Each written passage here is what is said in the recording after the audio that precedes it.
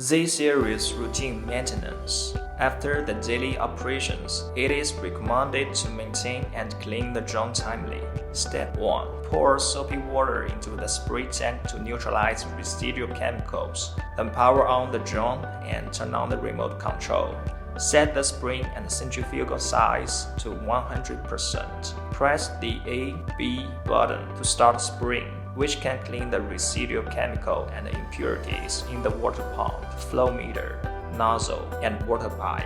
Step 2. Take out the upper and lower filters and clean the attached impurities. Step 3. Pour clean water into the tank and spray the water under the same settings to ensure that there are no chemical residues or other impurities in the tank and water pipes. Step 4. Turn off the drum, rinse the surface of the drum, and then wipe it with a damp cloth. It is necessary to wipe the frame, motors, propellers, centrifugal nozzles, camera, front and rear obstacle avoidance radars, altitude radar, water pumps, flow meter, and liquid level gauge.